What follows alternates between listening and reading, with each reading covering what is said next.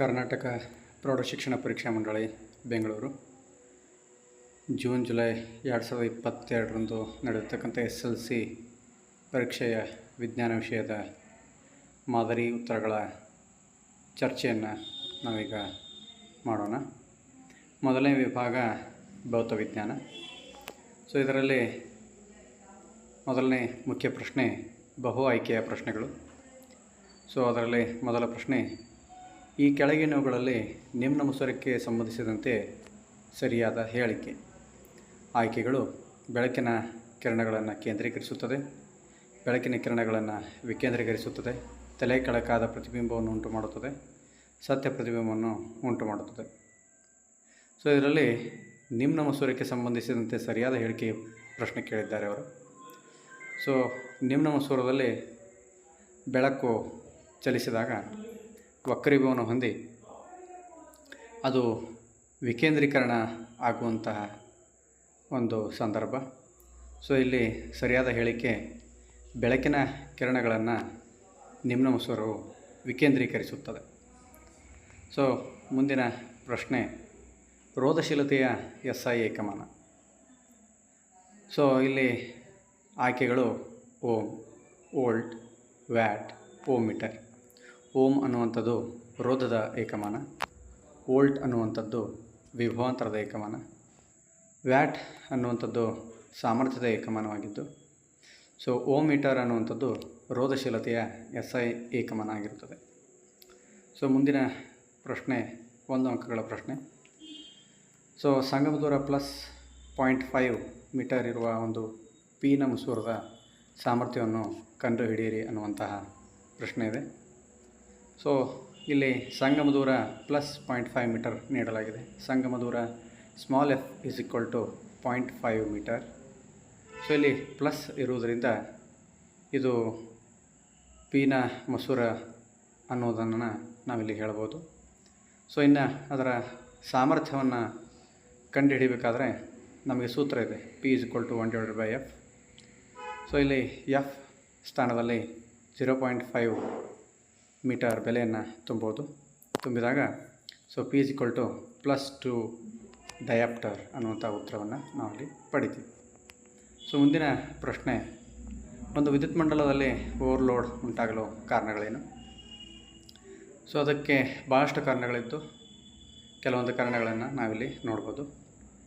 ಸರಬರಾಜಾಗುವ ವಿಭವಾಂತರದ ಆಕಸ್ಮಿಕ ಹೆಚ್ಚಳದಿಂದ ಹಲವು ಉಪಕರಣಗಳನ್ನು ಒಂದೇ ಸಾಕೆಟ್ಗೆ ಜೋಡಿಸುವುದರಿಂದ ಓವರ್ಲೋಡ್ ಉಂಟಾಗುವುದು. ಸಜೀವ ತಂತಿ ಮತ್ತು ತಟಸ್ಥ ತಂತಿ ಎರಡೂ ನೇರ ಸಂಪರ್ಕಕ್ಕೆ ಬಂದಾಗ ಓವರ್ಲೋಡ್ ಉಂಟಾಗಬಹುದು. ಮುಂದಿನ ಪ್ರಶ್ನೆ, ಸೌರಕೋಶ ಎಂದರೇನು? ಸೌರಶಕ್ತಿಯನ್ನು ವಿದ್ಯುತ್ ಶಕ್ತಿಯನ್ನು ಪರಿವರ್ತಿಸುವ ಸಾಧನವನ್ನು ಸೌರಕೋಶ ಎಂದು ಕರೆಯುತ್ತೇವೆ. ಮುಂದಿನ ಪ್ರಶ್ನೆ 2 ಅಂಕಗಳ ಪ್ರಶ್ನೆ. ಮೊದಲನೇ ಪ್ರಶ್ನೆ, ವಿದ್ಯುತ್ ಮಂಡಲದಲ್ಲಿ 50 ಓಮ್ ರೋಧವಿರುವ ಒಂದು ವಿದ್ಯುತ್ ಬಲ್ಬನ್ನು 10 ವೋಲ್ಟ್ ಬ್ಯಾಟರಿಗೆ ಸಂಪರ್ಕಗೊಳಿಸಲಾಗಿದೆ. ವಿದ್ಯುತ್ ಬಲ್ಬ್ನ ಮೂಲಕ ಹರಿಯುವ ವಿದ್ಯುತ್ ಪ್ರವಾಹ ಮತ್ತು ಬಲ್ಬ್ನ ವಿದ್ಯುತ್ ಸಾಮರ್ಥ್ಯವನ್ನು ಕಂಡುಹಿಡಿಯಿರಿ. ಇದರಲ್ಲಿ ವಿದ್ಯುತ್ ಮಂಡಲದಲ್ಲಿ 50 ಓಮ್ ರೋಧವಿರುವ, ಇಲ್ಲಿ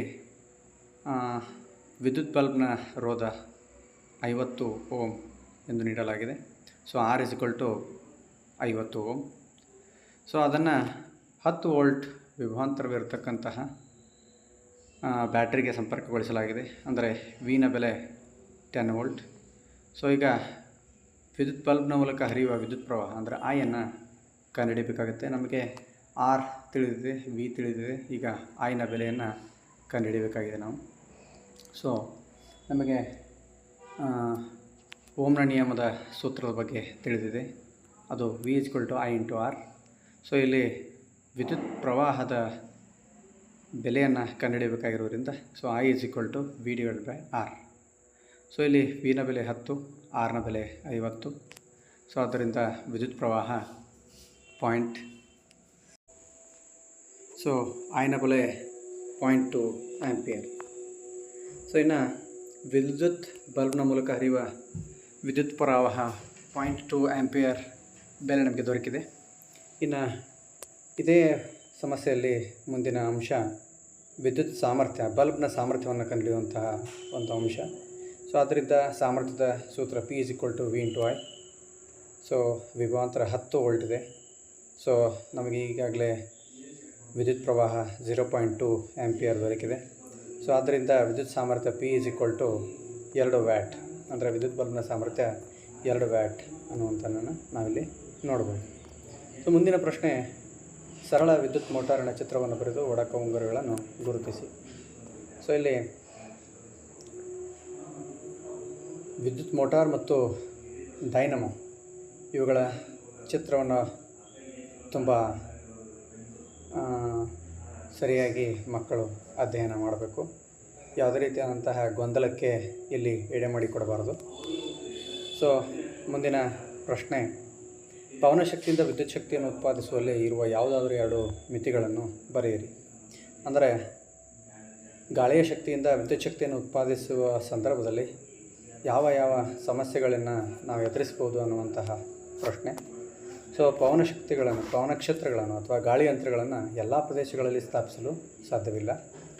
ಟರ್ಬೈನ್ಗಳ ಜವವನ್ನು ನಿರ್ವಹಿಸಲು ಗಾಳಿಯ ಜವ 15 ಕಿಲೋಮೀಟರ್ ಪ್ರತಿ ಗಂಟೆಗಿಂತ ಹೆಚ್ಚಾಗಿರಬೇಕು. ಪವನಕ್ಷೇತ್ರಗಳ ಸ್ಥಾಪನೆಗೆ ಅಗಾಧವಾದ ಜಾಗದ ಅವಶ್ಯಕತೆ ಇರುತ್ತದೆ. ಅದೇ ರೀತಿಯಾಗಿ ಕ್ಷೇತ್ರದ ಸ್ಥಾಪನಾ ವೆಚ್ಚ ಸಾಕಷ್ಟು ಹೆಚ್ಚಾಗಿರುತ್ತದೆ. ಸೊ ಮುಂದಿನ ಪ್ರಶ್ನೆ 3 ಅಂಕಗಳ ಪ್ರಶ್ನೆ. ಸೊ ಅದರಲ್ಲಿ 2 ಉಪಪ್ರಶ್ನೆಗಳಿವೆ. ಮೊದಲನೇ ಪ್ರಶ್ನೆ, ಬೆಳಕಿನ ವಕ್ರೀಭವನದ 2 ನಿಯಮಗಳನ್ನು ನಿರೂಪಿಸಿ. ಸೊ ವಜ್ರದ ವಕ್ರೀಭವನ ಸೂಚ್ಯಂಕ 2.42 ಈ ಹೇಳಿಕೆಯ ಅರ್ಥವನ್ನು ಬರೆಯಿರಿ. ಸೊ ಮೊದಲನೇ ಪ್ರಶ್ನೆ, ಬೆಳಕಿನ ವಕ್ರೀಭವನದ 2 ನಿಯಮಗಳನ್ನು ನಿರೂಪಿಸಿ. ಮೊದಲನೆಯ ನಿಯಮ, ಪತನ ಕಿರಣ, ವಕ್ರೀಭವನ ಕಿರಣ ಮತ್ತು 2 ಮಾಧ್ಯಮಗಳ ಸಂಪರ್ಕ ಮೇಲ್ಮೆಗೆ ಪತನ ಬಿಂದುವಿನಲ್ಲಿ ಎಳೆಯ ಲಂಬ ಇವು ಎಲ್ಲವೂ ಒಂದೇ ಸಮತಲದಲ್ಲಿ ಇರುತ್ತವೆ. ಅದೇ ರೀತಿಯಾಗಿ ಎರಡನೇ ನಿಯಮ, ಕೊಟ್ಟಿರುವ ಬೆಳಕಿನ ನಿರ್ದಿಷ್ಟ ಬಣ್ಣ ಮತ್ತು ನೀಡಿರುವ ಜೋಡಿ ಮಾಧ್ಯಮಗಳಿಗೆ ಪತನ ಕೋನದ ಸೈನು ಮತ್ತು ವಕ್ರೀಭವನ ಕೋನದ ಸೈನುಗಳ ಅನುಪಾತ ಸ್ಥಿರವಾಗಿರುತ್ತದೆ. sin I / sin R = ಸ್ಥಿರಾಂಕ. ಸೊ ವಜ್ರದ ವಕ್ರೀಭವನ ಸೂಚ್ಯಂಕ 2.42 ಈ ಹೇಳಿಕೆಯ ಅರ್ಥವನ್ನು ಬರೆಯಿರಿ ಅನ್ನುವಂತಹ ಪ್ರಶ್ನೆ. ಸೊ ಇದರ ಅರ್ಥ, ವಜ್ರದ ವಕ್ರೀಭವನ ಸೂಚ್ಯಂಕ 2.42 ಇದರ ಅರ್ಥ ಗಾಳಿಯಲ್ಲಿ ಬೆಳಕಿನ ವೇಗಕ್ಕೂ ಮತ್ತು ವಜ್ರದಲ್ಲಿ ಬೆಳಕಿನ ವೇಗಗಳ ನಡುವಿನ ಅನುಪಾತ 2.42. ಸೊ ಮುಂದಿನ ಪ್ರಶ್ನೆ, ಪಿನ ಮಸೂರದ ಮುಂದೆ 2F1ನಲ್ಲಿ ವಸ್ತುವನ್ನು ಇಟ್ಟಾಗ ಉಂಟಾಗುವ ಪ್ರತಿಬಿಂಬದ ರೇಖಾಚಿತ್ರವನ್ನು ಬರೆಯಿರಿ. ರೇಖಾಚಿತ್ರದ ಸಹಾಯದಿಂದ ಪ್ರತಿಬಿಂಬದ ಸ್ಥಾನ ಮತ್ತು ಸ್ವಭಾವಗಳನ್ನು ತಿಳಿಸಿ. ಸೊ ಮಕ್ಕಳೇ, ಈ ಒಂದು ವಿಜ್ಞಾನ ವಿಷಯದ ಪ್ರಶ್ನೆ ಪತ್ರಿಕೆಯಲ್ಲಿ ಈ ಬೆಳಕು ಪ್ರತಿಫಲನ ವಕ್ರೀಭವನ ಪಾಠಕ್ಕೆ ಸಂಬಂಧಿಸಿದಂತೆ ಸೊ ನಿಮ್ನ ದರ್ಪಣದ ಮುಂಭಾಗದಲ್ಲಿ ವಿವಿಧ ಸ್ಥಾನಗಳಲ್ಲಿ ವಸ್ತುವನ್ನು ಇಟ್ಟಾಗ ಸೊ ಉಂಟಾಗುವ ಪ್ರತಿಬಿಂಬದ ರೇಖಾನಕ್ಷೆ ಬಿಡಿಸುವುದು ಮತ್ತು ಪಿನ ಮಸೂರದ ಮುಂಭಾಗದಲ್ಲಿ ವಿವಿಧ ಸ್ಥಾನಗಳಲ್ಲಿ ವಸ್ತುವನ್ನು ಇಟ್ಟಾಗ ಉಂಟಾಗುವ ಪ್ರತಿಬಿಂಬಗಳ ರೇಖಾನಕ್ಷೆ ಬಿಡಿಸುವಂತಹ ಈ ಪ್ರಶ್ನೆ ಬಹಳಷ್ಟು ಪ್ರಮುಖವಾಗಿರ್ತಕ್ಕಂಥದ್ದು ಮತ್ತು ಬಹಳ ಸಾರಿ ಪರೀಕ್ಷೆಯಲ್ಲಿ ಕೇಳಿರ್ತಕ್ಕಂಥ ಪ್ರಶ್ನೆ. ಸೊ ಅದನ್ನೇ ಇಲ್ಲಿ ಒಂದು ಉದಾಹರಣೆಯನ್ನು ಪ್ರಶ್ನೆ ಕೇಳಿದ್ದಾರೆ. ಪಿನ ಮಸೂರದ ಮುಂದೆ 2F1ನಲ್ಲಿ ವಸ್ತುವನ್ನು ಇರಿಸಿದಾಗ ಉಂಟಾಗುವ ಪ್ರತಿಬಿಂಬದ ರೇಖಾಚಿತ್ರವನ್ನು ಬರೆಯಿರಿ ಅನ್ನುವಂತಹ ಪ್ರಶ್ನೆ, ಅದರ ಸ್ಥಾನ ಮತ್ತು ಸ್ವಭಾವಗಳನ್ನು ತಿಳಿಸುವಂಥದ್ದು. ಸೊ ಇಲ್ಲಿ ಪಿನ ಮಸೂರದ ಮುಂಭಾಗದಲ್ಲಿ 2F1ನಲ್ಲಿ ವಸ್ತುವನ್ನು ಇರಿಸಿದಾಗ ಸೊ ವಸ್ತುವಿನಿಂದ ಹೊರಟಿರ್ತಕ್ಕಂತಹ ಬೆಳಕಿನ ಕಿರಣಗಳು ಪಿನ ಮಸೂರದ ಮೇಲೆ ಬಿದ್ದಾಗ ವಕ್ರೀಭವನ ಹೊಂದಿ ಸೊ 2F2ನಲ್ಲಿ ವಸ್ತುವಿನ ತಲೆ ಕೆಳಕಾದ ಪ್ರತಿಬಿಂಬ 2F2ನಲ್ಲಿ ನಮಗೆ ಸಿಗುತ್ತದೆ. ಇದರ ಸ್ವಭಾವ ಸತ್ಯ ಮತ್ತು ತಲೆ ಕೆಳಕಾದ್ದು ಮತ್ತು ಅದರ ಗಾತ್ರ ವಸ್ತುವಿನಷ್ಟೇ ಇರುತ್ತದೆ. ಸೊ ಅದೇ ರೀತಿಯಾಗಿ ಇನ್ನೊಂದು ರೇಖಾನಕ್ಷೆ, ನಿಮ್ನ ದರ್ಪಣದ ಮುಂದೆ ಸಿ ಮತ್ತು ಎಫ್ಗಳ ನಡುವೆ ವಸ್ತುವನ್ನು ಇಟ್ಟಾಗ ಉಂಟಾಗುವ ಪ್ರತಿಬಿಂಬದ ರೇಖಾಚಿತ್ರವನ್ನು ಬಿಡಿಸುವಂಥದ್ದು ಮತ್ತು ಅದರ ಸ್ಥಾನ ಮತ್ತು ಸ್ವಭಾವಗಳನ್ನು ತಿಳಿಸ್ತಕ್ಕಂತಹ ಪ್ರಶ್ನೆ. ಸೊ ಇಲ್ಲಿ ತಾವು ಗಮನಿಸ್ತಾ ಇರ್ಬೋದು, ಸಿ ಮತ್ತು ಎಫ್ಗಳ ನಡುವೆ AB ಅನ್ನುವಂಥ ವಸ್ತುವನ್ನು ಇರಿಸಲಾಗಿದೆ. ಸೊ ಇದರಿಂದ ಹೊರಟಿರ್ತಕ್ಕಂಥ ಬೆಳಕಿನ ಕಿರಣಗಳು ನಿಮ್ನ ದರ್ಪಣದ ಮೇಲೆ ಬಿದ್ದಾಗ ಅವು ಪ್ರತಿಫಲನ ಹೊಂದಿ ಒಂದು ಬೆಳಕಿನ ಕಿರಣ ಪ್ರಧಾನ ಸಂಘದ ಮೂಲಕ ಹಾಯ್ದು ಹೋದ ನಂತರ ಸೊ ಇನ್ನೊಂದು ಎಫ್ನ ಮೂಲಕ ಹಾಯ್ದು ಹೋಗಿ ಎರಡೂ ಪ್ರತಿಫಲನ ಹೊಂದಿ ಸೊ ಸಿಯಿಂದ ಆಚೆಗೆ A' B' ರೂಪದಲ್ಲಿ ಪ್ರತಿಬಿಂಬ ನಮಗೆ ಸಿಗುತ್ತದೆ. ಈ ಪ್ರತಿಬಿಂಬ ಸಿನ ಹಿಂದೆ ಸತ್ಯ ಮತ್ತು ತಲೆಕೆಳಕಾದ್ದು ಹಾಗೂ ವಸ್ತುವಿನಕ್ಕಿಂತ ದೊಡ್ಡದಾದಂಥ ಪ್ರತಿಬಿಂಬನ ನಾವಿಲ್ಲಿ ನೋಡ್ಬೋದು. ಸೊ ಮುಂದಿನ ಪ್ರಶ್ನೆ, ವಿದ್ಯುತ್ ಪ್ರವಾಹದಿಂದ ಸೊಲೆನಾಯ್ಡ್ನಲ್ಲಿ ಉಂಟಾದ ಕಾಂತಕ್ಷೇತ್ರದ ಲಕ್ಷಣಗಳನ್ನು ಪಟ್ಟಿ ಮಾಡಿ. ಸೊಲೆನಾಯ್ಡ್ನಲ್ಲಿ ಕಾಂತಕ್ಷೇತ್ರವನ್ನು ಹೆಚ್ಚು ಮಾಡುವ 2 ವಿಧಾನಗಳು ಯಾವುವು?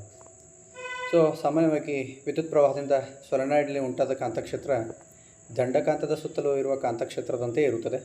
ಸೊಲೆನಾಯ್ಡ್ನ ಒಳಭಾಗದಲ್ಲಿ ಕಾಂತಕ್ಷೇತ್ರವು ಏಕರೂಪದಲ್ಲಿರುತ್ತದೆ. ಸೊ ಸೊಲೆನಾಯ್ಡ್ನಲ್ಲಿ ಕಾಂತಕ್ಷೇತ್ರವನ್ನು ಹೆಚ್ಚು ಮಾಡ್ತಕ್ಕಂತಹ ವಿಧಾನಗಳು ಸುರುಳಿಗಳ ಸುತ್ತಿಗಳ ಸಂಖ್ಯೆಯನ್ನು ಹೆಚ್ಚು ಮಾಡೋದು ಅಥವಾ ಸುರುಳಿಯಲ್ಲಿ ಪ್ರವೇಶಿಸುವ ವಿದ್ಯುತ್ ಪ್ರವಾಹವನ್ನು ಹೆಚ್ಚು ಮಾಡೋದು. ಸೊ ಮುಂದಿನ ಪ್ರಶ್ನೆ 4 ಅಂಕಗಳ ಪ್ರಶ್ನೆ, 2 ಉಪಪ್ರಶ್ನೆಗಳೊಂದಿಗೆ ಕೇಳಲಾಗಿದೆ. ಸೊ ಅದರಲ್ಲಿ ಮೊದಲನೇ ಪ್ರಶ್ನೆ, ನಿಮ್ನ ದರ್ಪಣದ ಯಾವುದಾದರೂ 4 ಉಪಯೋಗಗಳನ್ನು ಬರೆಯಿರಿ. ಸೊ ಟಾರ್ಚ್ಗಳಲ್ಲಿ ತಪಾಸಣಾ ದೀಪಗಳಲ್ಲಿ ಬಳಸುತ್ತಾರೆ, ವಾಹನದ ಮುಂಭಾಗದ ದೀಪಗಳಲ್ಲಿ ಬಳಸುತ್ತಾರೆ, ಕ್ಷೌರ ದರ್ಪಣವಾಗಿ ಬಳಸುತ್ತಾರೆ ಮತ್ತು ದಂತವೈದ್ಯರು ರೋಗಿಗಳ ಹಲ್ಲುಗಳ ಪರೀಕ್ಷೆಯಲ್ಲಿ ಬಳಸುತ್ತಾರೆ, ಸೌರ ಕುಲುಮೆಗಳಲ್ಲಿ ಬಳಸುತ್ತಾರೆ. ಸೊ ಮುಂದಿನ ಪ್ರಶ್ನೆ, ಸಂಗಮ ದೂರ 10 ಸೆಂಟಿಮೀಟರ್ ಇರುವ ನಿಮ್ನ ಮಸೂರದ ಪ್ರಧಾನ ಅಕ್ಷದ ಮೇಲೆ ಲಂಬವಾಗಿ ಒಂದು ವಸ್ತುವನ್ನು 15 ಸೆಂಟಿಮೀಟರ್ ದೂರದಲ್ಲಿ ಇರಿಸಲಾಗಿದೆ. ಪ್ರತಿಬಿಂಬದ ದೂರವನ್ನು ಕಂಡುಹಿಡಿಯಿರಿ ಅನ್ನುವಂತಹ ಪ್ರಶ್ನೆ. ಇಲ್ಲಿ ಮಕ್ಕಳು ಗಮನಿಸಬೇಕಾದಂತಹ ಅಂಶ ಏನಂದರೆ, ಸೊ ಸಂಗಮ ದೂರ 10 ಸೆಂಟಿಮೀಟರ್ ನೋಡಿರಿ, ಸ್ಮಾಲ್ ಎಫ್ ಬೆಲೆ 10 ಸೆಂಟಿಮೀಟರ್ ಇಲ್ಲಿ ನೀಡಲಾಗಿದೆ. ಆದರೆ ವಸ್ತು ಆ ಸಂಗಮ ದೂರ ಯಾವ ಮಸೂರದ್ದು ಅನ್ನುವಂಥದ್ದನ್ನು ಇಲ್ಲಿ ಮಕ್ಕಳು ಗಮನಿಸಬೇಕಾಗಿರ್ತಕ್ಕಂಥ ಅಂಶ. ಸೊ ಇಲ್ಲಿ ನಿಮ್ನ ಮಸೂರವನ್ನು ಅವರು ನೀಡಿದ್ದಾರೆ. ಸೊ ನಿಮ್ನ ಮಸೂರದ ಮೇಲೆ ಬೆಳಕು ಬಿದ್ದಾಗ ಅದು ವಿಕೇಂದ್ರೀಕರಣ ಹೊಂದುತ್ತದೆ. ಸೊ ವಿಕೇಂದ್ರೀಕರಣ ಹೊಂದಿರತಕ್ಕಂಥ ಬೆಳಕಿನ ಕಿರಣಗಳನ್ನು ಹಿಂಬೀದಿಯಲ್ಲಿ ತೆಗೆದುಕೊಂಡು ಬಂದಾಗ ಅದು ಆ ನಿಮ್ನ ಮಸೂರದ ಎಡಭಾಗದಲ್ಲೇ ಉಂಟಾಗುವುದರಿಂದ ಸೊ ಇಲ್ಲಿ ಸ್ಮಾಲ್ ಎಫ್ನ ಬೆಲೆ ನಾವು ಮೈನಸ್ ಆಗಿ ತೆಗೆದುಕೊಳ್ತೀವಿ. ಸೊ -10 ಸೆಂಟಿಮೀಟರ್ ಸ್ಮಾಲ್ ಎಫ್ ಅಂದರೆ ಸಂಗಮ ದೂರದ ಬೆಲೆ. ಸೊ ಇನ್ನು ಅದೇ ರೀತಿಯಾಗಿ ವಸ್ತುವನ್ನು ಲಂಬವಾಗಿ 15 ಸೆಂಟಿಮೀಟರ್ ದೂರದಲ್ಲಿ ಇಡಿಸಲಾಗಿದೆ. ಅಂದರೆ ಯುನ ಬೆಲೆ 15 ಸೆಂಟಿಮೀಟರ್. ಅಂದರೆ ವಸ್ತುವನ್ನು ಸಹ ನಾವು ಮಸೂರದ ಎಡಭಾಗದಲ್ಲಿ ಇಡುವುದರಿಂದ ಅದನ್ನು ಸಹ ನಾವು ಮೈನಸ್ ಆಗಿ ತೆಗೆದುಕೊಳ್ಬೇಕಾಗುತ್ತೆ. So u -15 centimetre. ಸೊ ಇನ್ನು ಪ್ರತಿಬಿಂಬದ ದೂರವನ್ನು ಅಂದರೆ ವಿನ ಬೆಲೆಯನ್ನು ಕಂಡುಹಿಡಿಯಿರಿ ಅನ್ನುವಂತಹ ಪ್ರಶ್ನೆ. ಇಲ್ಲಿ ನಿಮ್ನ ಮಸೂರವನ್ನು ನೀಡಿರುವುದರಿಂದ ಸೊ ಇಲ್ಲಿ ದರ್ಪಣವಾಗಿದ್ದರೆ ಅದರ ಸೂತ್ರ ಧನ ಅಂದರೆ 1/f = 1/v + 1/u ಆಗ್ತಾಯಿತ್ತು. ಆದರೆ ಇಲ್ಲಿ ದರ್ಪಣದ ಬಗ್ಗೆ ಅವರು ಪ್ರಶ್ನೆಯನ್ನು ಕೇಳಿಲ್ಲ, ಇಲ್ಲಿ ಮಸೂರದ ಬಗ್ಗೆ ಅವರು ಪ್ರಶ್ನೆಯನ್ನು ಕೇಳಿದ್ದಾರೆ. ಸೊ ಆದ್ದರಿಂದ ಮಸೂರದ ಸೂತ್ರ ಯಾವಾಗಲೂ ಮೈನಸ್ ಆಗಿರುತ್ತೆ. ಅಂದರೆ 1/f = 1/v - 1/u ಬೆಲೆಗಳನ್ನು ತುಂಬಿಕೊಳ್ಳಲಾಗಿ -1/10 = 1/v + 1/15. ಸೊ ಇಲ್ಲಿ ಉತ್ತರ ಪ್ರತಿಬಿಂಬದ ಸ್ಥಾನ -6 ಸೆಂಟಿಮೀಟರ್. ಅಂದರೆ ಪ್ರತಿಬಿಂಬವೂ ಸಹ ಮಸೂರದ ಎಡಭಾಗದಲ್ಲಿಯೇ ಉಂಟಾಗುತ್ತದೆ -6 ಸೆಂಟಿಮೀಟರ್ನಲ್ಲಿ. ಇನ್ನು ಮುಂದಿನ ಪ್ರಶ್ನೆ, ಜ್ವಲನ ಉಷ್ಣೋತ್ಪಾದನಾ ನಿಯಮವನ್ನು ನಿರೂಪಿಸಿ. ಈ ನಿಯಮವನ್ನು ಅನ್ವಯಿಸಿ ಕಾರ್ಯನಿರ್ವಹಿಸುವ ಯಾವುದಾದರೂ 2 ಸಾಧನಗಳನ್ನು ಹೆಸರಿಸಿ. ಅದೇ ರೀತಿಯಾಗಿ ವಿದ್ಯುತ್ ಉಷ್ಣೋತ್ಪಾದನಾ ಸಾಧನಗಳಲ್ಲಿ ನೈಕ್ರೋಮ್ನಂತಹ ಮಿಶ್ರಲೋಹಗಳನ್ನು ಉಪಯೋಗಿಸುತ್ತಾರೆ, ಏಕೆ? ಸೊ ಜ್ವಲನ ಉಷ್ಣೋತ್ಪಾದನಾ ನಿಯಮವನ್ನು ನೋಡೋಣ. ರೋಧಕದಲ್ಲಿ ಉತ್ಪತ್ತಿಯಾದ ಉಷ್ಣ ಕೊಟ್ಟಿರುವ ರೋಧದಲ್ಲಿ ಪ್ರವಹಿಸುತ್ತಿರುವ ವಿದ್ಯುತ್ ಪ್ರವಾಹದ ವರ್ಗಕ್ಕೆ ನೇರಾನುಪಾತದಲ್ಲಿರುತ್ತದೆ. ಕೊಟ್ಟಿರುವ ವಿದ್ಯುತ್ ಪ್ರವಾಹಕ್ಕೆ ರೋಧವು ನೇರಾನುಪಾತದಲ್ಲಿರುತ್ತದೆ. ರೋಧಕಗಳ ಮೂಲಕ ಹರಿಯುವ ವಿದ್ಯುತ್ ಪ್ರವಾಹದ ಕಾಲಕ್ಕೆ ನೇರಾನುಪಾತದಲ್ಲಿರುತ್ತದೆ. H = I²RT. ಇನ್ನು ಈ ನಿಯಮವನ್ನು ಆಧರಿಸಿ ಕಾರ್ಯನಿರ್ವಹಣೆ ಮಾಡ್ತಕ್ಕಂಥ ಸಾಧನಗಳು ವಿದ್ಯುತ್ ಇಸ್ತ್ರಿಪೆಟ್ಟಿಗೆ, ವಿದ್ಯುತ್ ಒಲೆ, ವಿದ್ಯುತ್ ಹೀಟರ್, ವಿದ್ಯುತ್ ಬಲ್ಬ್, ವಿದ್ಯುತ್ ಫ್ಯೂಸ್. ಸೊ ಅದರಲ್ಲೇ ಇನ್ನೊಂದು ಪ್ರಶ್ನೆ, ವಿದ್ಯುತ್ ಉಷ್ಣೋತ್ಪಾದನಾ ಸಾಧನದಲ್ಲಿ ನೈಕ್ರೋಮ್ನಂತಹ ಮಿಶ್ರಲೋಹವನ್ನು ಉಪಯೋಗಿಸುತ್ತಾರೆ, ಏಕೆ? ಸೊ ಉತ್ತರ, ಮಿಶ್ರಲೋಹಗಳ ರೋಧಶೀಲತೆಯು ಲೋಹಗಳಿಗಿಂತಲೂ ಏನಾಗಿರುತ್ತೆ, ಹೆಚ್ಚಾಗಿರುತ್ತೆ. ಸೊ ಮಿಶ್ರಲೋಹಗಳು ಹೆಚ್ಚಿನ ತಾಪದಲ್ಲಿ ಸುಲಭವಾಗಿ ದಹಿಸುವುದಿಲ್ಲ ಮತ್ತು ಇವುಗಳ ದ್ರವಣ ಬಿಂದು ಹೆಚ್ಚಾಗಿರುತ್ತದೆ. ಆದ್ದರಿಂದ ಮಿಶ್ರಲೋಹಗಳನ್ನು ಉಷ್ಣೋತ್ಪಾದನಾ ಸಾಧನಗಳಲ್ಲಿ ಬಳಸುತ್ತಾರೆ.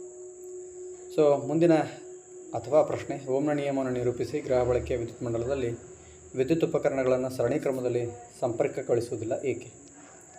ಸೊ ಇಲ್ಲಿ ಸ್ಥಿರವಾದ ತಾಪಮಾನದಲ್ಲಿ ವಿದ್ಯುತ್ ಮಂಡಲದ ಲೋಹದ ತಂತಿಯ ನಡುವಿನ ವಿಭವಾಂತರ ವಿಯು ಅದರ ಮೂಲಕ ಹರಿಯುವ ವಿದ್ಯುತ್ ಪ್ರವಾಹಕ್ಕೆ ನೇರ ಅನುಪಾತದಲ್ಲಿರುತ್ತದೆ. ಸೂತ್ರ V = IR. ಇನ್ನು ಅದರಲ್ಲಿ ಇನ್ನೊಂದು ಪ್ರಶ್ನೆಯನ್ನು ಕೇಳಲಾಗಿದೆ. ಸೊ ರೋಧಗಳನ್ನು ಸರಣಿ ಕ್ರಮದಲ್ಲಿ ಜೋಡಿಸಬಾರ್ದು, ಸಮಾಂತರದಲ್ಲಿ ಜೋಡಿಸಬೇಕು ಯಾಕೆ ಅನ್ನುವಂಥ ಪ್ರಶ್ನೆ.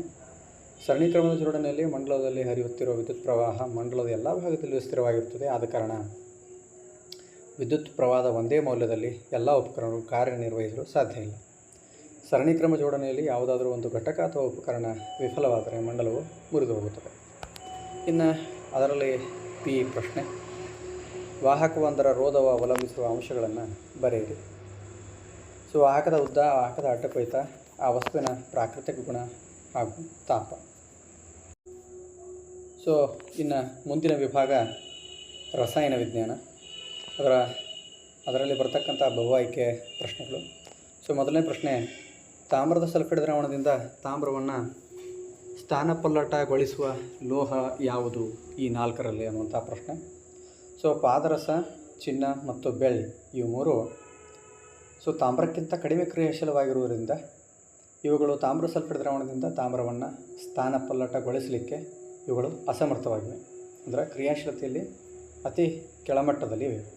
ಆದರೆ ಕಬ್ಬಿಣ ತಾಮ್ರಕ್ಕಿಂತ ಹೆಚ್ಚು ಕ್ರಿಯಾಶೀಲವಾಗಿರುವುದರಿಂದ ತಾಮ್ರ ಸಲ್ಫೇಟ್ ದ್ರಾವಣದಿಂದ ತಾಮ್ರವನ್ನು ಇದು ಸ್ಥಾನಪಲ್ಲಟಗೊಳಿಸುವಂಥ ಸಾಮರ್ಥ್ಯವನ್ನು ಇದು ಹೊಂದಿದೆ. ಆದ್ದರಿಂದ ಸರಿಯಾದ ಉತ್ತರ ಕಬ್ಬಿಣ. ಸೊ ಮುಂದಿನ ಪ್ರಶ್ನೆ, ಪ್ರೊಪೆನಾಲ್. ಸೊ ಅಣುರಚನೆಯಲ್ಲಿ ಕಂಡುಬರುವ ಏಕಬಂಧಗಳ ಸಂಖ್ಯೆ.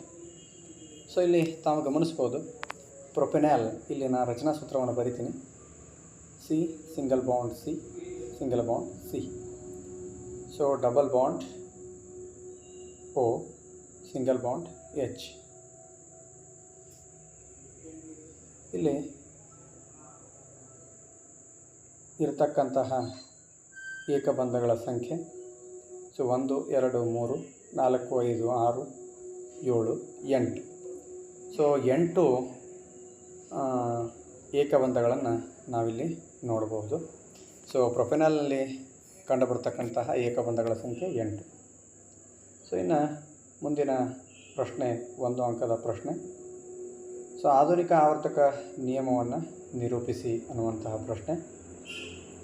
ಧಾತುಗಳ ಗುಣಗಳು ಅವುಗಳ ಪರಮಾಣು ಸಂಖ್ಯೆಯ ಆವರ್ತನೀಯ ಪುನರಾವರ್ತನೆ. ಮುಂದಿನ ಪ್ರಶ್ನೆ 2 ಅಂಕಗಳ ಪ್ರಶ್ನೆ. ನೀರಿನ ವಿದ್ಯುತ್ ವಿಭಜನೆಯನ್ನು ತೋರಿಸಲು ಉಪಯೋಗಿಸುವ ಉಪಕರಣಗಳ ಜೋಡಣೆಯ ಚಿತ್ರವನ್ನು ಬರೆಯಿರಿ. ಗ್ರಾಫೈಟ್ ದಂಡವನ್ನು ಗುರುತಿಸಿ. ಸೊ ಇಲ್ಲಿ ಚಿತ್ರವನ್ನು ತಾವು ಗಮನಿಸ್ಬೋದು. ಇದಕ್ಕೆ 2 ಅಂಕಗಳನ್ನು ನೀಡಲಾಗಿದೆ. ಸೊ ಮುಂದಿನ ಪ್ರಶ್ನೆ, ಸೋಡಿಯಂ ಸಲ್ಫೇಟ್ ಮತ್ತು ಬೇರಿಯಂ ಕ್ಲೋರೈಡ್ಗಳ ನಡುವೆ ಜರುಗುವ ರಾಸಾಯನಿಕ ಕ್ರಿಯೆಯನ್ನು ದ್ವಿಸ್ಥಾನಪಲ್ಲಟ ಕ್ರಿಯೆ ಎಂದು ಏಕೆ ಕರೆಯುತ್ತಾರೆ? ಈ ಕ್ರಿಯೆಯ ಸರಿದೂಗಿಸಿದ ರಾಸಾಯನಿಕ ಸಮೀಕರಣವನ್ನು ಬರೆಯಿರಿ. ಇಲ್ಲಿ ತಾವು ಗಮನಿಸಬೇಕು, ಸೋಡಿಯಂ ಸಲ್ಫೇಟ್ ಮತ್ತು ಬೇರಿಯಂ ಕ್ಲೋರೈಡ್ಗಳು ಪ್ರತಿವರ್ತಕ ಸ್ಥಾನದಲ್ಲಿದ್ದು ಪರಸ್ಪರ ತಮ್ಮ ಅಯಾನುಗಳನ್ನು ಇವು ವಿನಿಮಯ ಮಾಡಿಕೊಳ್ಳುವುದರಿಂದ ಸೊ ಈ ರೀತಿಯ ರಾಸಾಯನಿಕ ಕ್ರಿಯೆಯನ್ನು ದ್ವಿಸ್ಥಾನಪಲ್ಲಟ ರಾಸಾಯನಿಕ ಕ್ರಿಯೆ ಅಂತೇಳಿ ಕರಿತೀವಿ. ಸೊ ಇಲ್ಲಿ ಸಮೀಕರಣವನ್ನು ತಾವು ಗಮನಿಸ್ಬೋದು. Na2SO4 + BaCl2 gives BaSO4 + 2NaCl. So ಇಲ್ಲಿ ಪ್ರತಿವರ್ತಕಗಳು ಪರಸ್ಪರ ತಮ್ಮ ಅಯಾನುಗಳನ್ನು ವಿನಿಮಯ ಮಾಡಿಕೊಂಡಿವೆ.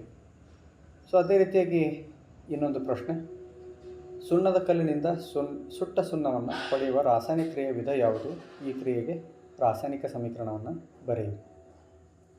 ಸೊ ಸುಣ್ಣದ ಕಲ್ಲು ಕ್ಯಾಲ್ಸಿಯಂ ಕಾರ್ಬೊನೇಟ್ CaCO3 ಇದನ್ನು ಸುಟ್ಟಾಗ ನಮಗೆ CaO ಮತ್ತು CO2 ಅಂತಕ್ಕಂಥ 2 ಉತ್ಪನ್ನಗಳು ದೊರೆಯುತ್ತವೆ.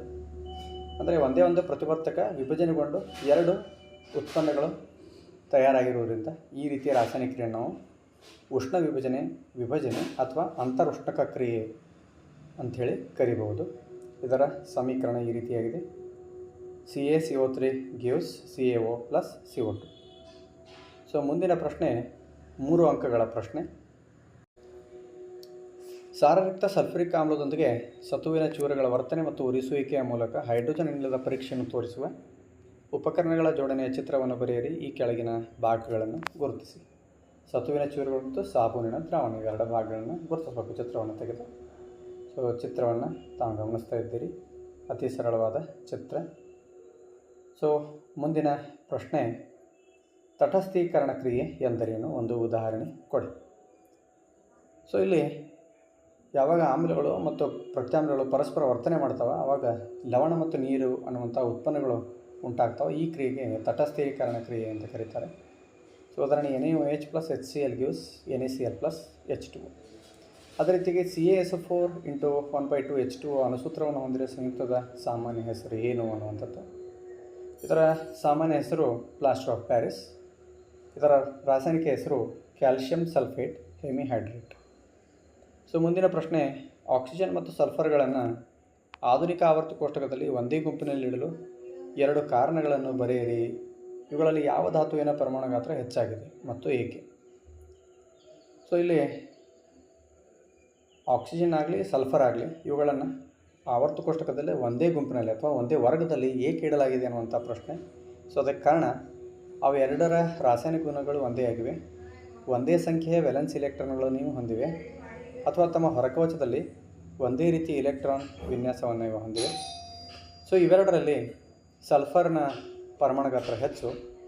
ಸೊ ಕಾರಣ ವರ್ಗದ ಕೆಳಗೆ ಹೋದಂತೆ ಪರಮಾಣು ಗಾತ್ರ ಹೆಚ್ಚಾಗುತ್ತದೆ ಅಥವಾ ಪರಮಾಣುವಿಗೆ ಹೊಸ ಕವಚಗಳು ಸೇರ್ಪಡೆ ಆಗುತ್ತವೆ. ಹಾಗಾಗಿ ನ್ಯೂಕ್ಲಿಯಸ್ ಮತ್ತು ಹೊರಗಿನ ಇಲೆಕ್ಟ್ರಾನ್ ನಡುವಿನ ಅಂತರ ಹೆಚ್ಚಾಗೋದ್ರಿಂದ ಸೊ ಆಕ್ಸಿಜನ್ಗಿಂತ ಸಲ್ಫರ್ ಹೆಚ್ಚಿನ ಪರಮಾಣು ಗಾತ್ರವನ್ನು ಹೊಂದಿರುವಂಥದ್ದು. ಇನ್ನು ಅದೇ ರೀತಿಯಾಗಿ ಮೆಂಡೆಲಿವ್ ಆವರ್ತ ಕೋಷ್ಟಕದ ಮಿತಿಗಳನ್ನು ಬರೆಯಿರಿ. ಸಿಲಿಕಾನನ್ನು ಲೋಹಾಭ ಎಂದು ಏಕೆ ಕರೆಯುತ್ತಾರೆ ಅನ್ನೋಂಥ ಪ್ರಶ್ನೆ. ಸೊ ಮೆಂಡೆಲಿವ್ರವರ ಆವರ್ತ ಕೋಷ್ಟಕದ ಮಿತಿಗಳು, ಆವರ್ತ ಕೋಷ್ಟಕದಲ್ಲಿ ಎಲ್ಲ ಧಾತುಗಳ ಸಮಸ್ಥಾನಿಗಳಿಗೆ ಸೂಕ್ತ ಸ್ಥಾನವನ್ನು ಸೂಚಿಸಿರಲಿಲ್ಲ. ಆವರ್ತ ಕೋಷ್ಟಕದಲ್ಲಿ ಹೈಡ್ರೋಜನ್ಗೆ ಸರಿಯಾದ ಸ್ಥಾನ ನಿಯೋಜಿಸಲು ಸಾಧ್ಯವಾಗಿರಲಿಲ್ಲ. ಪರಮಾಣು ರಾಶಿಗಳು ಒಂದು ಧಾತುವಿನಿಂದ ಇನ್ನೊಂದು ಧಾತುವಿಗೆ ನಿಯತವಾಗಿ ಏರಿಕೆ ಕ್ರಮದಲ್ಲಿ ಕಂಡುಬರುವುದಿಲ್ಲ. ಸೊ ಎರಡು ಧಾತುಗಳ ಮತ್ತೆ ಎಷ್ಟು ಧಾತುಗಳನ್ನು ಆವಿಷ್ಕರಿಸಬಹುದು ಎಂದು ಊಹಿಸುವುದು ಸಾಧ್ಯವಾಗಲಿಲ್ಲ. ಸೊ ಇನ್ನು ಸಿಲಿಕಾನ್ ಒಂದು ಲೋಹ ಯಾಕಪ್ಪ ಅಂತಂದರೆ ಇದು ಲೋಹ ಮತ್ತು ಲೋಹ ಎರಡರ ಗುಣಗಳನ್ನು ಪ್ರದರ್ಶಿಸುವುದರಿಂದ ಸಿಲಿಕಾನನ್ನು ಲೋಹಾಭ ಎಂದು ಕರೆಯುತ್ತಾರೆ. ಮುಂದಿನ ಪ್ರಶ್ನೆ 4 ಅಂಕಗಳ ಪ್ರಶ್ನೆ. ಸೊ ಉಪಪ್ರಶ್ನೆ 1, ಪರ್ಯಾಪ್ತ ಮತ್ತು ಅಪರ್ಯಾಪ್ತ ಕಾರ್ಬನ್ ಸಂಯುಕ್ತಗಳ ನಡುವಿನ ಯಾವುದಾದರೂ 2 ವ್ಯತ್ಯಾಸಗಳನ್ನು ಬರೆಯಿರಿ. ಸೊ ಇಲ್ಲಿ ತಾವು ಗಮನಿಸ್ತಾ ಇರ್ಬೋದು, ಅತಿ ಸರಳವಾದಂಥ ಪ್ರಶ್ನೆ. ಸೊ ಪರ್ಯಾಪ್ತ ಕಾರ್ಬನ್ ಸಂಯುಕ್ತಗಳ ನಡುವೆ ಕಾರ್ಬನ್ ಮಧ್ಯೆ ಏನಿರುತ್ತೆ, ಏಕಬಂಧ ಇರುತ್ತೆ. ಅಪರ್ಯಾಪ್ತ ಕಾರ್ಬನ್ ಸಂಯುಕ್ತಗಳಲ್ಲಿ ಕಾರ್ಬನ್ ಮಧ್ಯೆ ದ್ವಿಬಂಧ ಅಥವಾ ತ್ರಿಬಂಧ ಇರುತ್ತೆ. ಪರ್ಯಾಪ್ತ ಕಾರ್ಬನ್ ಸಂಯುಕ್ತಗಳು ಕಡಿಮೆ ಕ್ರಿಯಾಶೀಲವಾಗಿರ್ತವೆ, ಅಪರ್ಯಾಪ್ತ ಕಾರ್ಬನ್ ಸಂಯುಕ್ತಗಳು ಹೆಚ್ಚಿನ ಕ್ರಿಯಾಶೀಲತೆಯನ್ನು ಹೊಂದಿರುತ್ತವೆ. ಪರ್ಯಾಪ್ತ ಕಾರ್ಬನ್ ಸಂಯುಕ್ತಗಳು ದಹಿಸಿದಾಗ ಸ್ವಚ್ಛ ಜ್ವಾಲೆಯನ್ನು ಕೊಡ್ತವೆ, ಯಾಕಂದರೆ ಇವು ಏಕಬಂಧವನ್ನು ಹೊಂದಿವೆ. ಅಪರ್ಯಾಪ್ತ ಕಾರ್ಬನ್ ಸಂಯುಕ್ತಗಳು ಹಳದಿ ಅಥವಾ ಕಪ್ಪು ಬಣ್ಣದ ಜ್ವಾಲೆಯನ್ನು ಕೊಡುತ್ತವೆ, ಸೊ ಏಕೆಂದರೆ ಇವು ದ್ವಿಬಂಧ ಅಥವಾ ತ್ರಿಬಂಧದಿಂದ ಮಾಡಲ್ಪಟ್ಟಿವೆ. ಇನ್ನು ಪರ್ಯಾಪ್ತ ಕಾರ್ಬನ್ ಸಂಯುಕ್ತಗಳು ಆದೇಶನ ಕ್ರಿಯೆಗೆ ಒಳಪಡುತ್ತವೆ. ಅಪರ್ಯಾಪ್ತ ಕಾರ್ಬನ್ ಸಂಯುಕ್ತಗಳು ಸಂಕಲನ ಮತ್ತು ಆದೇಶನ ಕ್ರಿಯೆಗೆ ಒಳಪಡುತ್ತವೆ. ಪರ್ಯಾಪ್ತ ಕಾರ್ಬನ್ ಸಂಯುಕ್ತಗಳಿಗೆ ಉದಾಹರಣೆ ಅಲ್ಕೇನ್ಗಳು, ಸೈಕ್ಲೋಆಲ್ಕೇನ್ಗಳು. ಅಪರ್ಯಾಪ್ತ ಕಾರ್ಬನ್ ಸಂಯುಕ್ತಗಳ ಉದಾಹರಣೆಗಳು ಆಲ್ಕಿನ್ಗಳು, ಆಲ್ಕೈನ್ಗಳು ಮತ್ತು ಬೆಂಜಿನ್. ಸೊ ಇನ್ನು ಇದೇ ಪ್ರಶ್ನೆಯಲ್ಲಿ ಇನ್ನೊಂದು ಪ್ರಶ್ನೆ. ಸೊ ಇವುಗಳ ರಚನಾ ವಿನ್ಯಾಸವನ್ನು ಬರೆಯಿರಿ, ಬೆಂಜಿನ್ ಮತ್ತು ಬ್ಯೂಟೇನ್. ಸೊ ಇಲ್ಲಿ ತಾವು ಗಮನಿಸ್ತಾ ಇದ್ದೀರಿ ಬೆಂಜಿನ್ ಮತ್ತು ಬ್ಯೂಟೇನ್ನ ಐಸೋಮರ್ಸ್ಗಳ ಬಗ್ಗೆ ಅಲ್ಲಿ ಕೊಟ್ಟಿದ್ದಾರೆ, ಸಮಸ್ಥಾನಿ. ಸೊ ಬ್ಯೂಟೇನ್ ಮತ್ತು ಐಸೋಬ್ಯೂಟೇನ್ ಅಂತಕ್ಕಂತಹ 2 ರೂಪಗಳು. ಸೊ ಮುಂದಿನ ಪ್ರಶ್ನೆ 5 ಅಂಕಗಳ ಪ್ರಶ್ನೆ. ಸೋಡಿಯಂ ಪರಮಾಣು ಮತ್ತು ಕ್ಲೋರಿನ್ ಪರಮಾಣು ನಡುವೆ ಅಯಾನಿಕ್ ಬಂಧ ಉಂಟಾಗುವಿಕೆಯನ್ನು ವಿವರಿಸಿ. ಸೊ ಇಲ್ಲಿ ಸೋಡಿಯಂ ಪರಮಾಣುವಿನ ಎಲೆಕ್ಟ್ರಾನ್ ವಿನ್ಯಾಸ 2 8 1, ಕ್ಲೋರಿನ್ ಪರಮಾಣುವಿನ ಎಲೆಕ್ಟ್ರಾನ್ ವಿನ್ಯಾಸ 2 8 7. ಸೊ ಇಲ್ಲಿ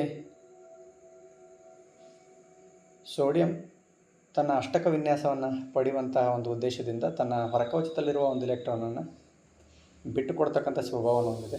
ಅದೇ ರೀತಿಯಾಗಿ ಕ್ಲೋರಿನ್ ತನ್ನ ಅಷ್ಟಕ ವಿನ್ಯಾಸವನ್ನು ಪಡೆದುಕೊಳ್ಳುವ ಸಲುವಾಗಿ ತನಗೆ ಅವಶ್ಯಕವಾಗಿರತಕ್ಕಂಥ ಒಂದು ಎಲೆಕ್ಟ್ರಾನನ್ನು ಸೋಡಿಯಂದಿಂದ ಪಡೆದುಕೊಳ್ಳುತ್ತದೆ. ಇದರಿಂದ ಸೋಡಿಯಂ ಮತ್ತು ಕ್ಲೋರಿನ್ ಎರಡೂ ಏನಾಗುತ್ತೆ ಅಂದರೆ ಅಯಾನ್ಗಳಾಗುತ್ತವೆ. ಸೋಡಿಯಂ ಒಂದು ಧನ ಆವೇಶವನ್ನು ಹೊಂದಿರುವಂಥ ಕ್ಯಾಟಯನ್ ಆದರೆ ಕ್ಲೋರಿನ್ ಒಂದು ಋಣ ಆಯನನ್ನು ಹೊಂದಿರತಕ್ಕಂತಹ ಆ್ಯನ್ ಆಗಿ ಪರಿವರ್ತನೆ ಆಗುತ್ತೆ. ಎರಡೂ ಪರಸ್ಪರ ವಿರುದ್ಧ ವಿದ್ಯುದಾವೇಶಗಳನ್ನು ಹೊಂದಿರುವುದರಿಂದ ಅತಿ ಹೆಚ್ಚಿನ ಆಕರ್ಷಣೆಯಿಂದ ಪರಸ್ಪರ ಬಂಧಿಸಲ್ಪಡುತ್ತವೆ. ಸೊ ವಿದ್ಯುತ್ ಬಲ ಉಂಟಾಗಿ ಸೋಡಿಯಂ ಕ್ಲೋರೈಡ್ ಉಂಟಾಗುತ್ತದೆ. ಸೊ ಇದನ್ನು ಎಲೆಕ್ಟ್ರಾನ್ ಚುಕ್ಕಿ ವಿನ್ಯಾಸದ ಸಹಾಯದಿಂದಲೂ ಸಹ ನಾವಿಲ್ಲಿ ಗಮನಿಸಬಹುದು. ಇನ್ನು ಅದರಲ್ಲಿ ಇನ್ನೊಂದು ಪ್ರಶ್ನೆ, ಅಯಾನಿಕ್ ಸಂಯುಕ್ತಗಳು ಯಾವುದಾದರೂ 4 ಸಾಮಾನ್ಯ ಲಕ್ಷಣಗಳನ್ನು ಪಟ್ಟಿ ಮಾಡಿ. ಸೊ ಅಯಾನಿಕ್ ಸಂಯುಕ್ತಗಳ ಗುಣಗಳು, ಇವು ಘನವಸ್ತುಗಳಾಗಿವೆ, ಸಾಮಾನ್ಯವಾಗಿ ಬಿದುರವಾಗಿದ್ದು ಒತ್ತಡವನ್ನು ಹಾಕಿದಾಗ ಪುಡಿಯಾಗುತ್ತವೆ, ಹೆಚ್ಚಿನ ಕರಗುವ ಬಿಂದು ಮತ್ತು ಕುದಿಯುವ ಬಿಂದುಗಳನ್ನು ಹೊಂದಿವೆ, ನೀರಿನಲ್ಲಿ ವಿಲೀನವಾಗುತ್ತವೆ, ಸಾವಯವ ದ್ರಾವಕದಲ್ಲಿ ಇವು ವಿಲೀನವಾಗುವುದಿಲ್ಲ, ಘನ ಸ್ಥಿತಿಯಲ್ಲಿ ವಿದ್ಯುತ್ ಹರಿಯಲು ಬಿಡುವುದಿಲ್ಲ, ದ್ರವ್ಯತತ್ವ ದ್ರಾವಣ ಸ್ಥಿತಿಯಲ್ಲಿ ಮಾತ್ರ ವಿದ್ಯುತ್ತನ್ನು ಹರಿಯಲಿಕ್ಕೆ ಇವು ಬಿಡುತ್ತವೆ. ಸೊ ಮುಂದಿನ ವಿಭಾಗ ಜೀವವಿಜ್ಞಾನ ವಿಭಾಗ. ಅವುಗಳಲ್ಲಿ ಮೊದಲನೇ ಮುಖ್ಯ ಪ್ರಶ್ನೆ ಬಹು ಆಯ್ಕೆಯ ಪ್ರಶ್ನೆಗಳು. ಸೊ ಮೊದಲನೇ ಪ್ರಶ್ನೆ, ಸಸ್ಯಗಳಲ್ಲಿ ಕ್ಸೈಲಮ್ನ ಪ್ರಮುಖ ಕಾರ್ಯ. ಅತಿ ಸರಳವಾದ ಪ್ರಶ್ನೆ, ಇದು ನೀರನ್ನು ಸಾಗಿಸೋದಕ್ಕೆ ಸಹಾಯಕಾರಿಯಾಗಿದೆ. ಸೊ ಮುಂದಿನ ಪ್ರಶ್ನೆ, ಸಸ್ಯಗಳಲ್ಲಿ ಧನ ಗುರುತ್ವಾನುವರ್ತನೆಗೆ ಒಂದು ಉದಾಹರಣೆ. ಸೊ ಇಲ್ಲಿ ಧನ ಗುರುತ್ವಾನುವರ್ತನೆ ಅಂದರೆ ಗುರುತ್ವಾಕರ್ಷಣೆ ಮುಖ್ಯ ಅಂಶವಾಗಿದ್ದು, ಧನ ಗುರುತ್ವಾನುವರ್ತನೆಯು ಗುರುತ್ವಾಕರ್ಷಣೆಯ ಕಡೆಗೆ ಎಂಬುದನ್ನು ಸೂಚಿಸಿದರೆ, ಋಣ ಗುರುತ್ವಾನುವರ್ತನೆಯು ಗುರುತ್ವಾಕರ್ಷಣೆಯಿಂದ ವಿರುದ್ಧ ಅನ್ನುವಂಥದ್ದನ್ನು ಸೂಚಿಸುತ್ತದೆ. ಇಲ್ಲಿ ಸಸ್ಯಗಳಲ್ಲಿ ಧನ ಗುರುತ್ವಾನುವರ್ತನೆಯನ್ನು ತೋರಿಸ್ತಕ್ಕಂಥದ್ದು ಯಾವುದು ಅನ್ನುವಂಥ ಪ್ರಶ್ನೆ. ಸರಿಯಾದ ಉತ್ತರ ಮಣ್ಣಿನ ಆಳಕ್ಕೆ ಬೇರುಗಳ ಬೆಳವಣಿಗೆ.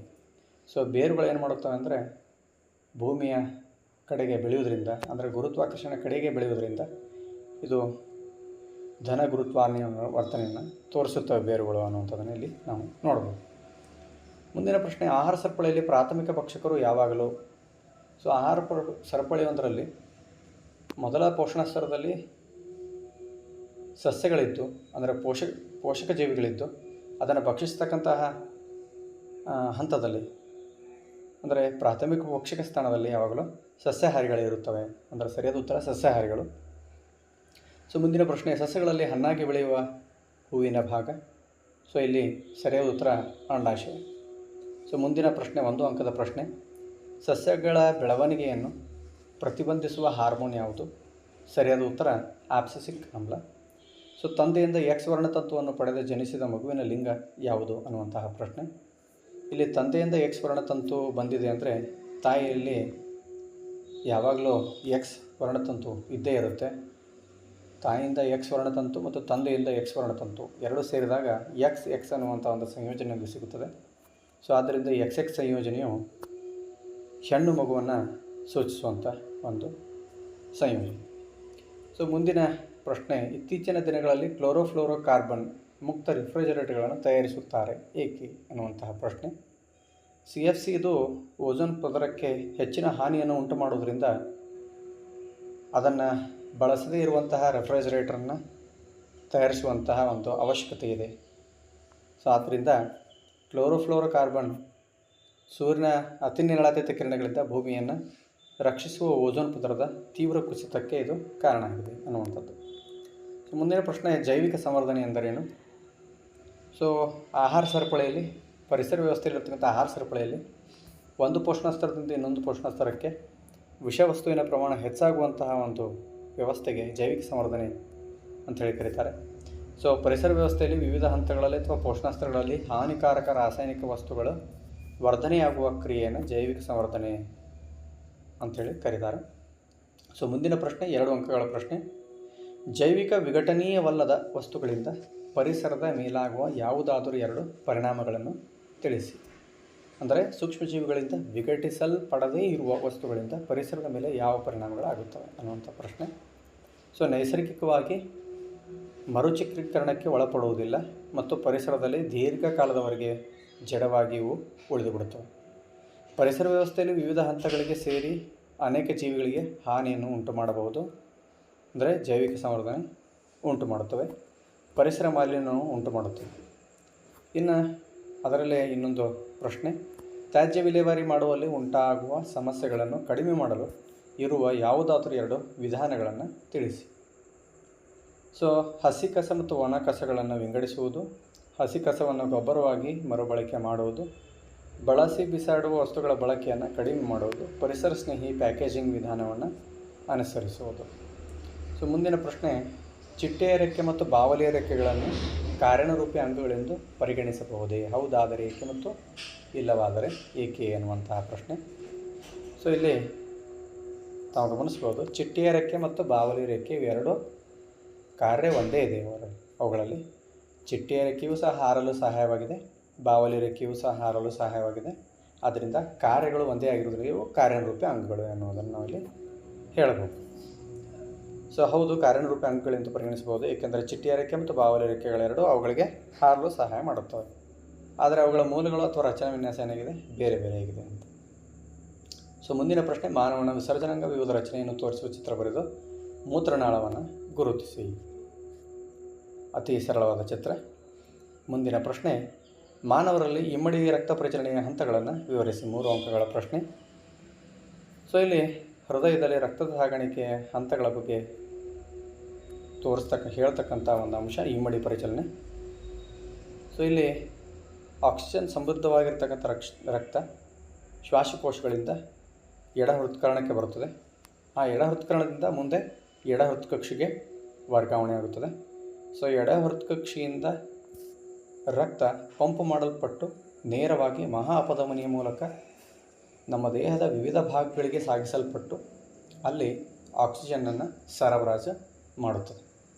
ಸೊ ಆಕ್ಸಿಜನ್ ಅಲ್ಲಿ ನೀಡಲ್ಪಟ್ಟ ನಂತರ ಆ ಜೀವಕೋಶಗಳಲ್ಲಿ ಇದ್ದಿರತಕ್ಕಂತಹ ಕಾರ್ಬನ್ ಡೈಆಕ್ಸೈಡನ್ನು ರಕ್ತವು ಸ್ವೀಕರಿಸುತ್ತದೆ. ಸೊ ಆಗ ರಕ್ತ ಆಕ್ಸಿಜನ್ ರಹಿತವಾಗಿ ಪರಿವರ್ತನೆ ಆಗುತ್ತದೆ.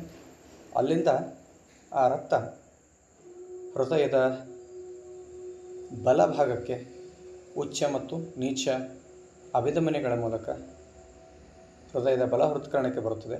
ಅಲ್ಲಿಂದ ಸಂಕುಚಿಸಲ್ಪಟ್ಟು ಬಲ ಹೃತ್ಕಕ್ಷಿಗೆ ಬಂದು ಬಲ ಹೃತ್ಕಕ್ಷಿಯಿಂದ ಮತ್ತೆ ಶ್ವಾಸಕೋಶಗಳಿಗೆ ಆಕ್ಸಿಜನ್ ಸಹಿತವಾಗಲು ಆ ರಕ್ತ ವರ್ಗಾವಣೆಗೊಳ್ಳುತ್ತದೆ. ಸೊ ಇದು ಸಂಪೂರ್ಣವಾಗಿ ಇಮ್ಮಡಿ ಪರಿಚಲನೆಯನ್ನು ಸೂಚಿಸ್ತಕ್ಕಂತಹ ಒಂದು ವ್ಯವಸ್ಥೆ. ಸೊ ಇನ್ನು ಅದರಲ್ಲಿ ಇನ್ನೊಂದು ಪ್ರಶ್ನೆ, ಸಸ್ಯಗಳಲ್ಲಿ ದ್ಯುತಿಸಂಶ್ಲೇಷಣೆಯಲ್ಲಿ ಜರುಗುವ ಘಟನೆಗಳನ್ನು ತಿಳಿಸಿ. ಸಸ್ಯಗಳು ತ್ಯಾಜ್ಯ ಪದಾರ್ಥಗಳನ್ನು ಹೊರಹಾಕಲು ಬಳಸುವ ವಿಧಾನಗಳು ಯಾವುವು ಅನ್ನುವಂಥದ್ದು. ಕ್ಲೋರೋಫಿಲ್ನಿಂದ ಸೌರಶಕ್ತಿಯ ಹೀರುವಿಕೆ, ಬೆಳಕಿನ ಶಕ್ತಿಯು ರಾಸಾಯನಿಕ ಶಕ್ತಿಯಾಗಿ ಪರಿವರ್ತನೆ ಆಗುವುದು, ಆಕ್ಸಿಜನ್ ಮತ್ತು ಹೈಡ್ರೋಜನ್ ಅಣುಗಳಾಗಿ ವಿಭಜನೆ ಹೊಂದುವುದು. ನೀರು ಆಕ್ಸಿಜನ್ ಮತ್ತು ಹೈಡ್ರೋಜನ್ ಅಣುಗಳಾಗಿ ವಿಭಜನೆ ಹೊಂದುವುದು, ಕಾರ್ಬನ್ ಡೈಆಕ್ಸೈಡ್ ಪಿಷ್ಟವಾಗಿ ಪರಿವರ್ತನೆ ಆಗುವುದು. ಸೊ ಇದು ದ್ವಿತೀಯ ಸಂಶ್ಲೇಷಣೆ ಕ್ರಿಯೆಯಲ್ಲಿ ಜರುಗತಕ್ಕಂತಹ ಘಟನೆ. ಸೊ ಈ ಸಸ್ಯಗಳಲ್ಲಿ ಉಂಟಾಗುವ ತ್ಯಾಜ್ಯಗಳಾದ ಅಧಿಕ ನೀರನ್ನು ಬಾಷ್ಪವಿಸರ್ಜನೆಯಿಂದ ಹೊರಹಾಕುತ್ತವೆ. ಸೊ ಆಕ್ಸಿಜನ್ ಮತ್ತು ಕಾರ್ಬನ್ ಡೈಆಕ್ಸೈಡ್ ಅನಿಲಗಳು ಪತ್ರರಂಧ್ರಗಳಿಂದ ಹೊರಹಾಕಲ್ಪಡುತ್ತವೆ. ರಸದಾನಿಗಳಲ್ಲಿ ತ್ಯಾಜ್ಯಗಳು ಮತ್ತು ಸತ್ತ ಜೀವಕೋಶಗಳು ಎಲೆಗಳು ಅಥವಾ ತೊಗಟೆಯನ್ನು ಉದುರಿಸಿಕೊಳ್ಳುತ್ತವೆ. ರಾಳ ಮತ್ತು ಅಂಟುಗಳ ಹಳೆಯ ಕ್ಸೈಲಮ್ಗಳಲ್ಲಿ ಸಂಗ್ರಹಗೊಳ್ಳುತ್ತವೆ. ಕೆಲವು ತ್ಯಾಜ್ಯಗಳನ್ನು ತಮ್ಮ ಸುತ್ತಲಿನ ಮಣ್ಣಿನಲ್ಲಿ ವಿಸರ್ಜಿಸುತ್ತವೆ ಅನ್ನುವಂತಹ ಒಂದು ಅಂಶ. ಸೊ ಮುಂದಿನ ಪ್ರಶ್ನೆ, ಸ್ತ್ರೀಯರಲ್ಲಿ ಫಲಿತಗೊಂಡ ಅಂಡವನ್ನು ಬರಮಾಡಿಕೊಳ್ಳಲು ಗರ್ಭಕೋಶವು ಹೇಗೆ ಸಿದ್ಧವಾಗುತ್ತದೆ ಅನ್ನುವಂಥದ್ದು. ಅದೇ ರೀತಿ ಒಂದು ವೇಳೆ ಅಂಡವು ಫಲಿತಗೊಳ್ಳದಿದ್ದರೆ ಏನಾಗುತ್ತದೆ ವಿವರಿಸಿ. ಸೊ ಗರ್ಭಕೋಶವು ಫಲಿತ ಅಂಡವನ್ನು ಬರಮಾಡಿಕೊಳ್ಳಲು ಪ್ರತಿ ತಿಂಗಳು ತನ್ನನ್ನು ತಾನೇ ಮಾಡಿರುತ್ತದೆ, ಸಜ್ಜುಗೊಳ್ಳುತ್ತದೆ. ಇದು ತನ್ನ ಒಳಸ್ತರಿಯಲ್ಲಿ ದಪ್ಪವಾಗಿಸಿಕೊಂಡು ಸ್ಪಂಜಿನಂತಾಗುತ್ತದೆ. ಒಂದು ವೇಳೆ ಅಂಡವು ಫಲಿತಗೊಳ್ಳದಿದ್ದರೆ ಅದು ಒಂದು ದಿನದವರೆಗೆ ಉಳಿದಿರುತ್ತದೆ ಅಥವಾ ಬದುಕಿರುತ್ತದೆ. ಒಂದು ವೇಳೆ ಅಂಡವು ಫಲಿತಗೊಳ್ಳದಿದ್ದರೆ ಆ ಒಳಸ್ತರಿ ನಿಧಾನವಾಗಿ ಬಿರುಕುಬಿಟ್ಟು ರಕ್ತ ಮತ್ತು ಲೋಳೆಯ ರೂಪದಲ್ಲಿ ಹೊರಬರುತ್ತದೆ. ಇದನ್ನೇ ಋತುಚಕ್ರ ಅಂತೇಳಿ ಕರಿತೇವೆ. ಮುಂದಿನ ಪ್ರಶ್ನೆ, ಜೀವಿಯೊಂದು ತನ್ನ ಜೀವಿತ ಕಾಲದಲ್ಲಿ ಗಳಿಸಿದ ಅನುಭವಗಳು ಮುಂದಿನ ಪೀಳಿಗೆಗೆ ಅನುವಂಶೀಯವಾಗುವುದಿಲ್ಲ ಎಂಬ ಪರಿಕಲ್ಪನೆಯನ್ನು ನಿದರ್ಶನದ ಸಹಾಯದಿಂದ ವಿವರಿಸಿ ಅನ್ನುವಂಥದ್ದು. ಅಂದರೆ ಒಂದು ಜೀವಿ ತನ್ನ ಜೀವಿತಾವಧಿಯೊಳಗೆ ಏನೇನ ಅನುಭವಗಳನ್ನು ಗಳಿಸಿಕೊಂಡಿರ್ತದೆ ಅದು ಮುಂದಿನ ಪೀಳಿಗೆಗೆ ವರ್ಗಾವಣೆ ಆಗುವುದಿಲ್ಲ. ಯಾಕಂತಂದರೆ ಅದು ಅನುವಂಶೀಯವಾಗಿರುವಂತಹ ಲಕ್ಷಣವಲ್ಲ. ಸೊ ಅಲೈಂಗಿಕ ಅಂಗಾಂಶಗಳಲ್ಲಾದ ಬದಲಾವಣೆ ಲಿಂಗಾನುಕೋಶದ DNA ವರ್ಗಾವಣೆ ಆಗುವುದಿಲ್ಲ. ಸೊ ಉದಾಹರಣೆಗೆ ಇಲಿಯೊಂದರ ಸಂತತಿ ಅಭಿವೃದ್ಧಿ ಮಾಡಿದರೆ ನಮ್ಮ ನಿರೀಕ್ಷೆಯಂತೆ ಅವು ಬಾಲವನ್ನು ಹೊಂದಿರುತ್ತವೆ. ಈಗ ಪ್ರತಿ ಪೀಳಿಗೆಯಲ್ಲೂ ಇವಳ ಬಾಲವನ್ನು ಶಸ್ತ್ರಚಿಕಿತ್ಸೆಯ ಮೂಲಕ ತೆಗೆದುಹಾಕಿದರೆ ಬಾಲವಿಲ್ಲದ ಇಲಿಗಳಿಂದ ಬಾಲವಿರುವ ಇಲಿಗಳು ಹುಟ್ಟುತ್ತವೆ ಅನ್ನುವಂಥ ಅಂಶ. ಏಕೆಂದರೆ ಬಾಲವನ್ನು ಕತ್ತರಿಸಿದರೆ ಲಿಂಗಾನುಕೋಶಗಳ ವಂಶಾವಳಿಯು ಬದಲಾಗುವುದಿಲ್ಲ.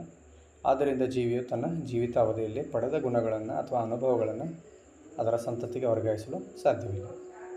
ಇನ್ನು ಅದೇ ಪ್ರಶ್ನೆಯಲ್ಲಿ ಅಥವಾ ಪ್ರಶ್ನೆ ಶುದ್ಧ ಗಿಡ್ಡ ಬಟಾಣಿ ಸಸ್ಯವನ್ನು ಶುದ್ಧ ಗಿಡ್ಡ ಅನ್ನುವಂಥದ್ದು. ಸೊ ಇಲ್ಲಿ ಗಿಡ್ಡ ಸಸ್ಯ ಅನ್ನುವಂಥದ್ದಕ್ಕೆ ನಾವು ಸ್ಮಾಲ್ ಟಿ ಅನ್ನುವಂತಹ ಒಂದು ಸಂಯೋಜನೆ, ಶುದ್ಧ ಎತ್ತರ ಅನ್ನೋದಕ್ಕೆ ನಾವು ಕ್ಯಾಪಿಟಲ್ ಟಿ ಅನ್ನುವಂತಹ ಸಂಯೋಜನೆಯನ್ನು ನೀಡಬೇಕಾಗುತ್ತೆ. ಅವುಗಳನ್ನು ಸಂಕರಣಗೊಳಿಸಿದಾಗ ಸೊ F2 ತಳಿ ಪೀಳಿಗೆಯಲ್ಲಿ ಏನು ಅಂಶಗಳು ಬರುತ್ತವೆ ಅನ್ನುವಂಥದ್ದನ್ನು ಚಕ್ರಬೋರ್ಡ್ ಸಹಾಯದಿಂದ ಹೇಳ್ರಿ, ಆಮೇಲೆ ಅದರ ಅನುಪಾತದ ಬಗ್ಗೆ ತಿಳಿಸಿ ಅನ್ನುವಂಥ ಪ್ರಶ್ನೆ ಇದೆ. ಸೊ ಇಲ್ಲಿ ತಾವು ಗಮನಿಸ್ಬೋದು F2 ತಳಿ ಪೀಳಿಗೆ ಚಕ್ಕರ್ ಬೋರ್ಡ್. ಸೊ ಕ್ಯಾಪಿಟಲ್ ಟಿ ಮತ್ತು ಸ್ಮಾಲ್ ಟಿ ಇವುಗಳನ್ನು ಸ್ವಕೀಯ ಪರಾಗಸ್ಪರ್ಶಕ್ಕೆ ಒಳಪಡಿಸಿದಾಗ ನಮಗೆ ಲಿಂಗ ಅನುಪಾತ ಸೊ 1:2:1. ಸೊ ಅದೇ ರೀತಿಯಾಗಿ ಇದು ಜೀನ್ ನಮೂನೆ ಅನುಪಾತ 1:2:1. ಇದು ಜೀನ್ ನಮೂನೆ ಅನುಪಾತ. ಸೊ ಎತ್ತರ ಮತ್ತು ಕುಬ್ಜ ಅನ್ನುವಂಥದ್ದು ಇದು ವ್ಯಕ್ತರೂಪ ಅನುಪಾತ 3:1 ಅನ್ನುವಂಥದ್ದು ಇದು ವ್ಯಕ್ತರೂಪ ಅನುಪಾತ. ಸೊ ಮುಂದಿನ ಪ್ರಶ್ನೆ 38ನೇ ಪ್ರಶ್ನೆ, ಕೊನೆಯ ಪ್ರಶ್ನೆ, 4 ಅಂಕಗಳದ್ದು. ಮಾನವನ ಮಿದುಳಿನ ರಚನೆಯನ್ನು ತೋರಿಸುವ ಚಿತ್ರವನ್ನು ಬರೆಯಿರಿ ಮತ್ತು ಅನುಮಸ್ತಿಷ್ಕ ಮತ್ತು ಮಧ್ಯ ಮಿದುಳು ಇವುಗಳನ್ನು ಗುರುತಿಸಿ ಅನ್ನುವಂಥದ್ದು. ಭಾಳಷ್ಟು ಸಾರಿ ಕೇಳಿರ್ತಕ್ಕಂಥ ಇದೊಂದು ಪ್ರಶ್ನೆ, ಮಾನವನ ಮಿದುಳಿನ ಚಿತ್ರ ಬರೆಯುವಂಥದ್ದು ಮತ್ತು ಭಾಗಗಳನ್ನು ಗುರುಸ್ತಕ್ಕಂಥದ್ದು. ಸೊ ಮಕ್ಕಳೇ, ಇಲ್ಲಿವರೆಗೆ ನಾವು 2022 ಜೂನ್ ಜುಲೈನಲ್ಲಿ ನಡೆದಿರತಕ್ಕಂತಹ ವಿಜ್ಞಾನ ವಿಷಯದ ಪ್ರಶ್ನೆ ಪತ್ರಿಕೆಯ ಅಂಶವನ್ನು ನಾವಿಲ್ಲಿ ಚರ್ಚೆ ಮಾಡಿದ್ವಿ. ಸೊ ನಿಮಗೆ ಈ ಚರ್ಚೆಯ ಕುರಿತು ತಮ್ಮ ಅನಿಸಿಕೆಗಳನ್ನು ಕಮೆಂಟ್ ಬಾಕ್ಸ್ನಲ್ಲಿ ತಿಳಿಸಿ. ಧನ್ಯವಾದಗಳು.